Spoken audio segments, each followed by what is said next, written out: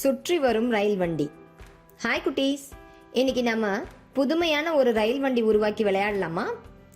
இதுக்கு தேவையான பொருட்கள் 1 மில்லிமீட்டர் விட்டமுள்ள நீளமான காப்பிடப்படாத காப்பர் வயர், அதிக சக்தி வாய்ந்த ஏஏஏ பேட்டரி, வலுவான காந்தங்கள், காப்பர் கம்பியை சுற்ற உருளை வடிவ கட்டை மற்றும் கத்தரிக்கோல்.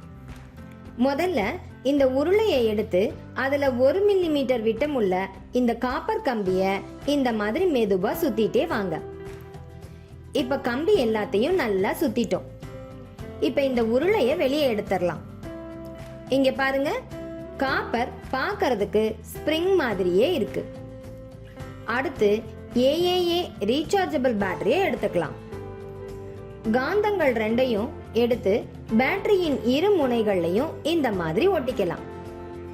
இந்த காந்தங்களை பாருங்க, பேட்டரியை விட சற்று பெரியதா இருக்கணும்.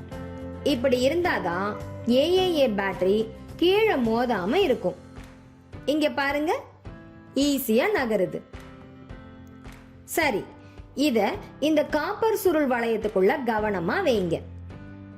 வாவ், இங்க பாருங்க எவ்வளவு வேகமா வெளியே வந்துருச்சு. இந்த 2 காந்தங்களும் முழுவதுமாக காப்பர் குகைக்குள்ள நுழைஞ்சதும் புல்லட் ட்ரெயின் போல வேகமா போறத நீங்களே பாருங்களேன். திரும்பவும் அந்த பக்கத்துல இருந்து விட்டு பார்க்கலாமா? பேட்டரிய எதிர்ப்புறமா திருப்பி கம்பி சுருளுக்குள்ள வைங்க. அட, என்ன வேகமா போகுது! இப்போ இன்சுலேட்டட் காப்பிடப்பட்ட காப்பர் ஒயர்ல இதை விட்டு பார்க்கலாம். பாருங்க, கொஞ்சம் கூட நகரவே இல்லை. அதனால நமக்கு இந்த ட்ரெயின் செய்ய காப்பிடப்படாத காப்பர் ஒயர் தான் வேணும்னு தெரிஞ்சிட்டீங்களா?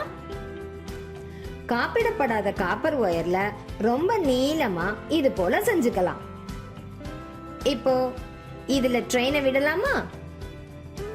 வாவ், பாருங்க, குகை போன்ற இந்த அமைப்புக்குள்ள எவ்வளவு வேகமா இந்த ட்ரெயின் வருது. பார்க்கவே சூப்பரா இருக்குல்ல? இதுல ஒரு ரயில் வண்டியை விட்டுட்டு இந்த காப்பர் சுருளின் முனைகள் ரெண்டையும் ஒன்னா பொருத்தி விட்டுறலாம். பாருங்களேன், இந்த ரயில் வண்டி இந்த நீள்வட்ட குகைக்குள்ள எப்படி போயிட்டு போயிட்டு வருதுன்னு. இப்ப இந்த காப்பர் குகைக்குள்ள 2 ட்ரெயினை விட்டாலும் ரெண்டும் சரியான இடைவெளியில வேகமா போறத பாருங்க. பார்க்கிறதுக்கே நல்லா இருக்குல்ல? காப்பர் முனைகளை எடுத்துட்டா ட்ரெயின் வெளியே வந்துடும். மீண்டும் முனைகளை இணைச்சா ட்ரெயின் உள்ளேயே போய்கிட்டு இருக்கும்.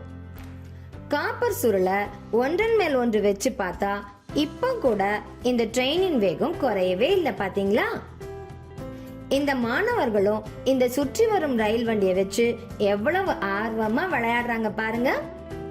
நீங்களும் இந்த சுற்றி வரும் ரயில் வண்டியை செஞ்சு விளையாடுங்க.